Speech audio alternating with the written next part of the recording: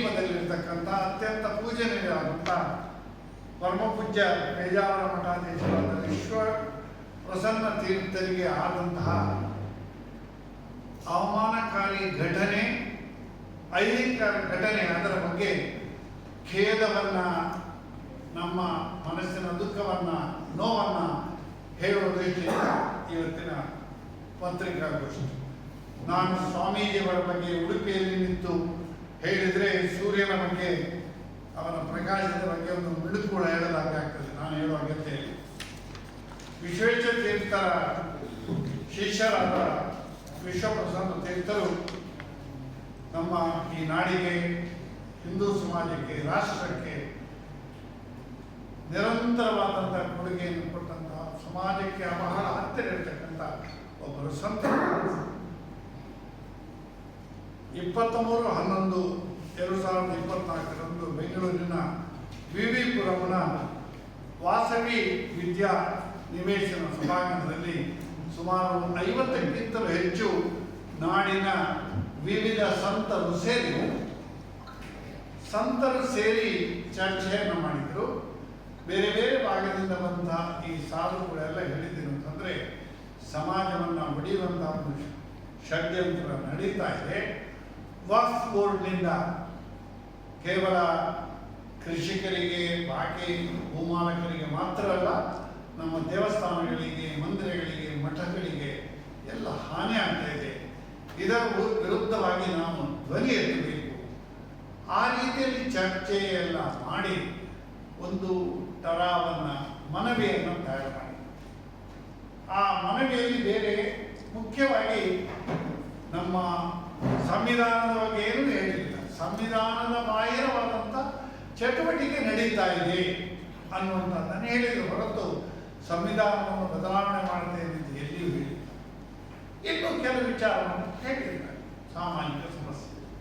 ಮರುದಿವಸ ನಮ್ಮ ಪ್ರಮುಖ ಪತ್ರಿಕೆಯಲ್ಲಿ ಗೊತ್ತಿದೆ, ಒಂದು ಲೇಖನ ಬಂತು. ಪೇಜಾವರ ಶ್ರೀಗಳು ಸಂವಿಧಾನ ಬದಲಾವಣೆ ಮಾಡತಕ್ಕಂಥ ವಿಚಾರವನ್ನು ಎತ್ತಿದ್ದಾರೆ ಎನ್ನುವಂಥ ಅರ್ಥ ಸಂಬಂಧ ಇಲ್ಲ.